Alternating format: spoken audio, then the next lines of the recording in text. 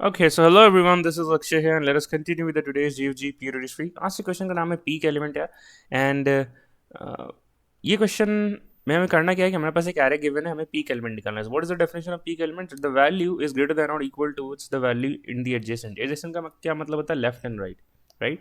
तो अगर पीक है तो उसे रिटर्न करो, else if it is not there then inbuilt code already handle कर लेगा और जीरो रिटर्न कर देगा.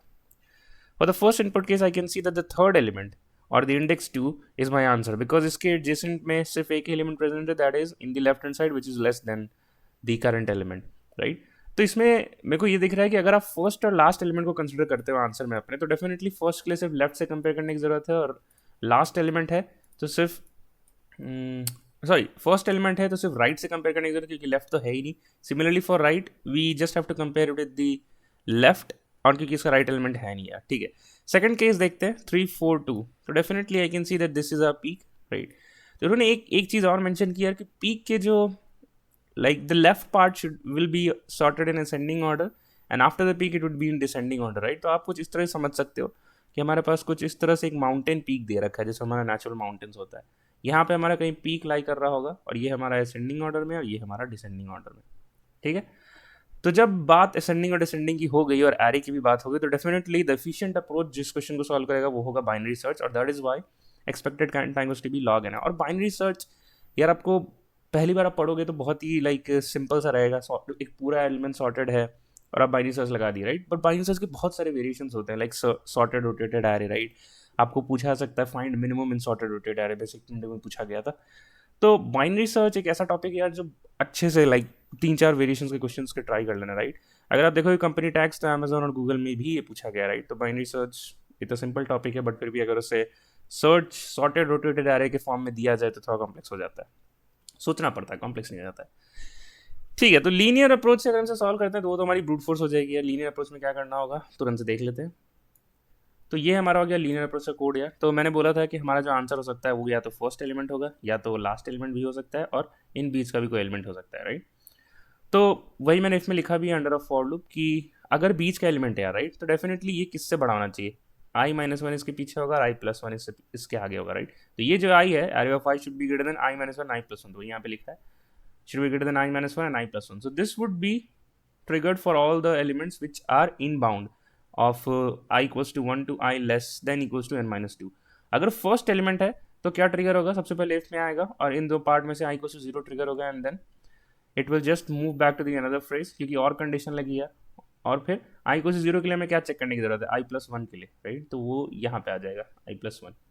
सिमिलरली फॉर लास्ट एलिमेंट क्या ट्रिगर होगा? लास्ट एलिमेंट के लिए ये चीज़ होगी i इक्वल्स टू n-1 और ये वाली, ये दो कंडीशन, राइट. अगर ऐसा है तो डेफिनेटली रिटर्न दिया है, if not return -1, right. So this would be your brute force technique. And what is the time and space complexity? O of n as time and O of 1 as space. ठीक है, एक question अब आपसे मैं पूछूंगा, क्या मैं इस ब्रूट फोर्स को सबमिट करूंगा तो मेरे को TLE आना चाहिए या फिर सबमिशन हो जाना चाहिए? क्योंकि ये ब्रूट फोर्स है यार, TLE आ जाना चाहिए, हमने तो यही पढ़ा है आज तक. लेकिन मैं इसको सबमिट करता हूँ और मैं कहता हूँ कि ये कोड सबमिट हो जाएगा, TLE नहीं आएगा. क्यों नहीं होगा यार? थोड़ा कंस्ट्रेंट एनालिसिस, ये इसका आंसर हमें यहाँ से मिलता है. देखो n की वैल्यू क्या है, लाइक टोटल एरे लेंथ क्या है 10^5 और हमने अपने कोड को कितने कॉम्प्लेक्सिटी में किया है? O ऑफ n में. अगर आप 10^5 को n पे सब्सटीट्यूट करोगे तो क्या होता है?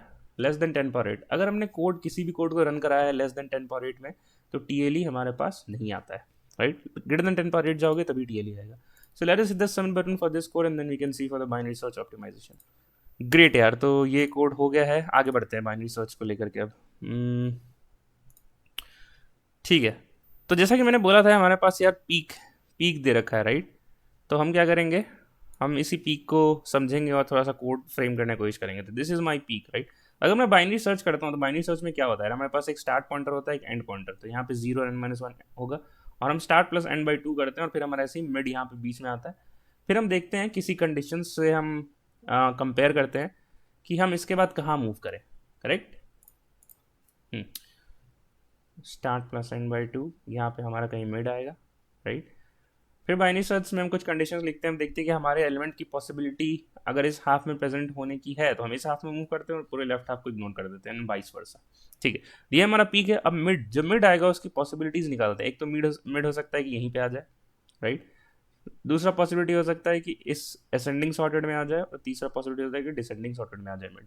तो मिड अगर हमारा पीक है तो हमें क्या चेक करने की ज़रूरत है? तो ये जो पीक है ये हमारा फर्स्ट एलिमेंट हो सकता है, अगेन लास्ट एलिमेंट भी हो सकता है, और इन बिटवीन का भी कोई एलिमेंट हो सकता है, राइट? तो हम क्या करेंगे, यहाँ जो हमने एक फॉर लूप इफ़ लिखा था हमने, ये वाला इफ स्टेटमेंट यहाँ से कॉपी करके लाएंगे और पहले ही लिख देंगे। हमारे पास एक वाइल लूप होगा, राइट? फिर उसके अंदर हम सबसे पहले इस इफ को लिख देंगे मिड निकालने के बाद। Then what we will do, अब मैं आपको कंडीशन समझा देता हूँ कि लेफ्ट और राइट हाफ इग्नोर कैसे हो रहा है, ठीक है? अब लेट्स से मिड हमारा यहाँ पर है, राइट? तो डेफिनेटली ये हमारा मिड प्लस वन होगा, राइट? एरे तो ऐसे ही जा रहा था ना, जीरो बेस इंडेक्सिंग है यहाँ, और यहाँ कहीं कुछ होगा मिड, और ये हमारा n माइनस वन इंडेक्सिंग है, ठीक है?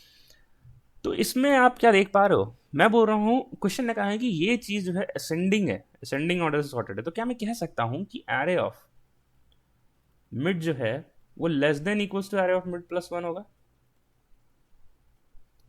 राइट? ऐसा होगा, ठीक है? तो हम मिड के लिए कैलकुलेट कर रहे थे यार, राइट? हम यहाँ पे थे और मेरे को पता है कि इसके पीछे का जो एलिमेंट है वो डेफिनेटली इससे छोटा है और आगे का इससे बड़ा है।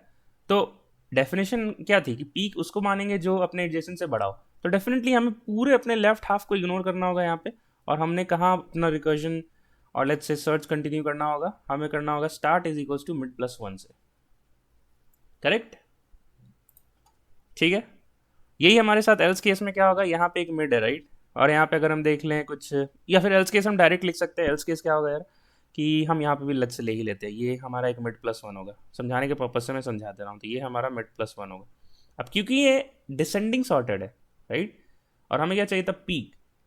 अब मतलब डिसेंडिंग सॉर्टेड मतलब कुछ इस तरह के एलिमेंट्स होंगे, 5 4 3, करेक्ट? अब मिड के लिए हम कैलकुलेट कर रहे थे that this was my potential peak. अब जो राइट एलिमेंट है इसका वो छोटा है, तो डेफिनेटली हमें पूरे यहाँ से पूरे राइट हाफ को इग्नोर करके लेफ्ट हाफ में अपना सर्च लगाना होगा, यहाँ से लेके यहाँ तक, यहाँ से लेके यहाँ तक। तो मैं क्या बोल दूंगा, in the else case that end is equals to nothing but mid minus one, ठीक है? तो यही हमने कोड में लिखा भी है। एक छोटा सा कोड वॉक थ्रू देख लेते हैं तुरंत से। तो while S T less than equals to 10 हमने एक मिड निकाला। मिड निकालने के बाद लिखा कि अगर मिड हमारा पॉसिबल पीक है तो ये सारे कंडीशंस ट्रू होने चाहिए उनके लिए। अगर ऐसा नहीं है तो हमने अपना S T equals to mid plus one किया according to our given condition जो हमने अभी एक्सप्लेन किया।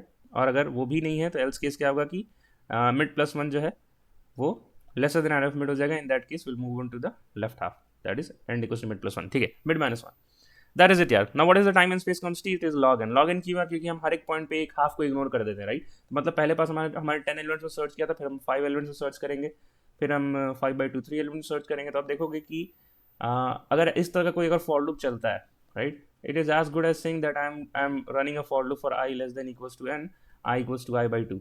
इसकी टाइम कॉम्प्लेक्सिटी क्या होती है? Definitely log n base 2। so that is why the time complexity is log n and space complexity is over 1, ठीक है? मैं तुरंत से इसको 1 कमेंट कर देता हूँ।